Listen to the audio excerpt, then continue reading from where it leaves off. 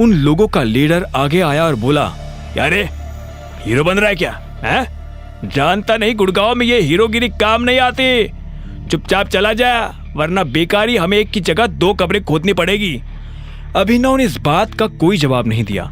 वो बस उन लोगों की तरफ देख रहा था और उनकी गिनती कर रहा था। इतने में उसने एक लड़के से कहा, भाई जरा पीछे हो ना। हाँ। वो लड़का पीछे हटा तो आखिर में अभिनव ने अपनी गिनती पूरी कर कहा, हाँ, अब कब्रिस्तान वालों को फोन करके बोल दो कि वो 2 नहीं 20 कब्रें खोद कर रखे। 2 लोग 20 मुर्दों को गाड़ने आ रहे हैं। इस बात ने अभिनव के सामने हर एक आदमी के गुस्से को भड़का दिया था। इधर अभिनव भी अपनी मुट्ठी कसकर तैयार हो गया था।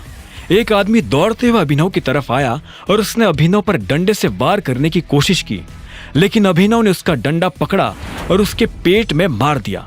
लड़का नीचे गिर पड़ा। देखते ही देखते अभिनव ने समा और समय दोनों बदल दिए। वो लड़का जॉनी, जो अभी तक उन लोगों से मार खा रहा था और जिसे लग रहा था कि अब उसके जिंदा बचने की कोई संभावना नहीं है, वो खुद अभिनव का ये रूप देख हैरान हो गया था। उसके लिए अभिनव भगवान से कम नहीं था। जब अभिनव ने उनके लीडर को भी मार मार कर हदभरा कर दिया तो वो दर्द के मारे कराहते हुए बोला,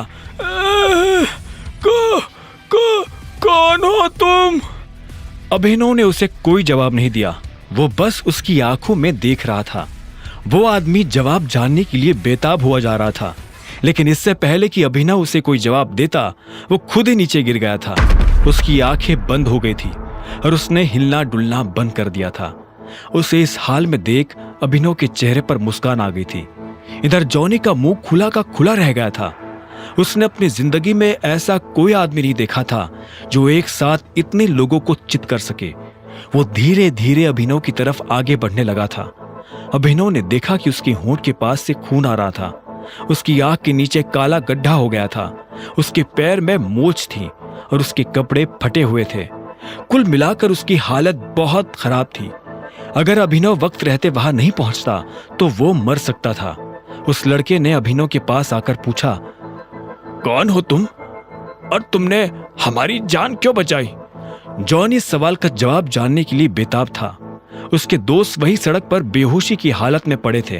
अभिनव ने उसे एक सेकंड के लिए देखा और बोला, मैं कौन हूं ये मैं तुम्हें बता दूंगा, लेकिन तुम्हें वादा करना पड़ेगा कि तुम ये किसी को नहीं बताओगे कि मैं कौन हूं। जॉनी ने अभिनव की शर्त पर बिना सोचे हाँ में सिर हिला दिया। अभिनव ने उसकी जान बचाई थी। वो अभिनव के लिए अपने दिल में इतना छोटा सा राज तो रख ही सकता था। अभिनव उसके पास आया और उसे अपना कान पास लाने का इशारा किया। जॉनी अब अपना कान पास लेकर आया। अभिनव धीरे से उसके कान के पास झुका और बोला, मैं टाइगर हूं। और इतना कहकर वो 2 कदम पीछे हो गया। जॉनी ने जब ये बात सुनी तो उसकी आंखें फटी की फटी रह गई थी। वो बिना पलक झपकाए अभिनव को देख रहा था। कुछ देर के बाद अभिनव हरदेव पाल सिंह के घर आ गया था। इतने सारे लोगों को मारने के बाद अभिनव के हाथ पैरों में बहुत दर्द हो रहा था। उसने गाड़ी पार्क की और एक गहरी सांस लेकर अंदर जाने लगा। वो बहुत धीरे धीरे और ध्यान से अंदर जा रहा था। मुझे तो समझ नहीं आ रहा कि अब हमें करना क्या चाहिए। मेरे हिसाब से हमें गौरव से कहना चाहिए कि वो अकरम से इस बारे में बात करे। अब तो वही हमारी मदद कर सकते हैं, राजीव ने कहा। जब अभिनव अंदर आ रहा था तब राजीव, शर्मिला और परिवार के बाकी लोग किसी गंभीर विषय पर चर्चा कर रहे थे। वो सभी काफी चिंता में नजर आ रहे थे। जब तक हमें किंग कॉर्पोरेशन का सपोर्ट नहीं मिलेगा तब तक हमारा काम नहीं हो पाएगा। मुझे लगता है हमें फॉक्स ग्रीन होल्डिंग से सपोर्ट लेना चाहिए। शर्मिला ने भी अपनी तरफ से सुझाव देते हुए कहा, मम्मा अब कैसी बातें कर रही हो? ये दोनों कंपनी टाइगर चलाता है और हम जैसे लोग टाइगर से सीधा जाकर नहीं मिल सकते हैं। आज तक जब उसे किसी ने देखा ही नहीं तो हम कैसे उससे मिल पाएंगे? अनन्या ने कहा।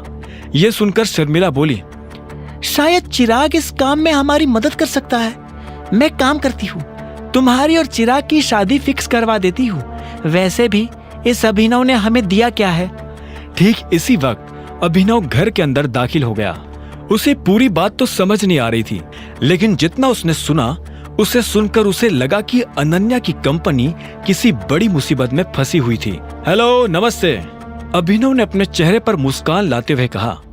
वो भले ही कितना भी थका हुआ था, लेकिन वो इन लोगों को पता नहीं चलने देना चाहता था कि वो क्या करके आया है।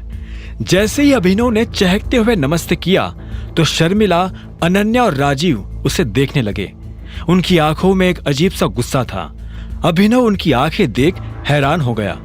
अभिनव को यह तो नहीं लग रहा था कि वो लोग मुस्कुराते हुए उसका स्वागत करेंगे, लेकिन आज जिस तरह का गुस्सा उनकी आंखों में नजर आ रहा था, उसे देखकर अभिनव को कुछ अजीब लग रहा था। आगे की कहानी जानने के लिए देखें अगला एपिसोड सिर्फ पॉकेट एफएम के यूट्यूब चैनल पर, और द रिटर्न ऑफ टाइगर के सारे एपिसोड्स को सुनने के लिए डिस्क्रिप्शन में दी लिंक से डाउनलोड करें पॉकेट एफएम ऐप।